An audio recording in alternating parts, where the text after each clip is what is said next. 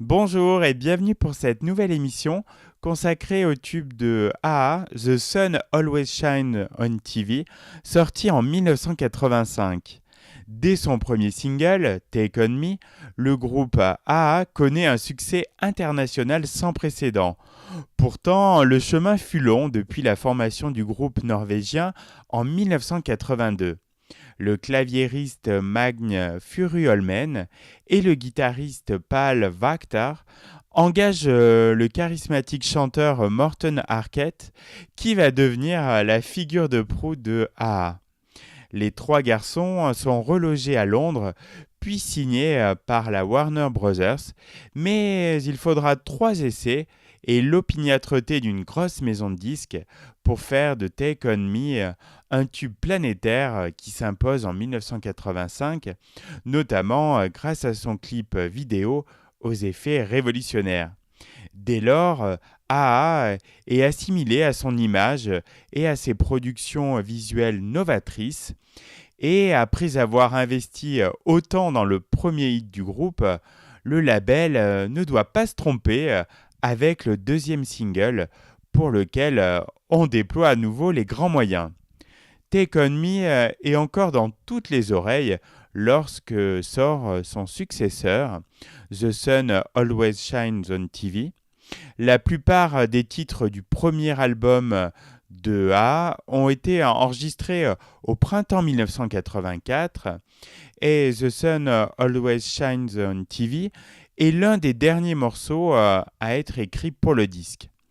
Composé un jour de déprime par Pal alors qu'il est avec Magne devant la télé de leur chambre d'hôtel londonien, un présentateur annonce c'est un jour de pluie, mais le soleil brille toujours à la télé. Le titre du morceau était tout trouvé. Critique de la télévision qui aurait le pouvoir de guérir les maux de l'âme, The Sun Always Shines on TV ouvre la phase B de l'album Hunting High and Low, avec une volonté toute particulière d'orienter le disque vers un son un peu moins pop.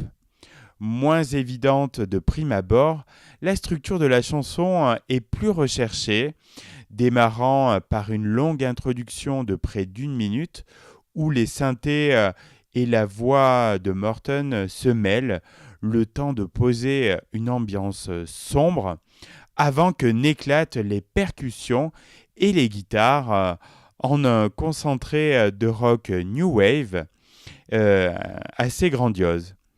Alors que la presse jeune s'empare du phénomène A comme d'un simple groupe à midinette, et notamment en France, où l'on parle surtout de leurs amours, de leur argent ou de leurs loisirs, plutôt que de leur musique, la créativité de leur composition s'imposera sur la durée et influencera de nombreux autres artistes qui citeront A en référence.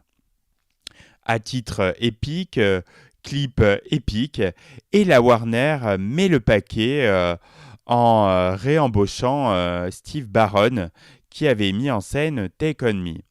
2 jours de tournage sont nécessaires pour mettre en boîte cette vidéo qui a pour particularité d'être introduite par une séquence qui met fin au scénario développé dans Take On Me avant de basculer sur des images du groupe jouant dans une église désaffectée. Tourné près de Londres, le clip offre de magnifiques images en noir et blanc, dont certains détails ont été colorisés à la main, de l'église éclairée de l'extérieur par des projecteurs fixés sur des échafaudages. À l'intérieur, 650 mannequins de cire assistent à la performance des Norvégiens. Le rendu est vraiment superbe. Durant la soirée du 9 octobre, premier jour de tournage du clip, les trois garçons reçoivent un coup de fil leur annonçant que Take On Me est numéro 1 aux États-Unis, une première pour des Norvégiens et une occasion de faire la fête. Globalement, The Sun Always Shines on TV se vendra moins que Take On Me, mais fera tout de même de belles performances dans les charts mondiaux.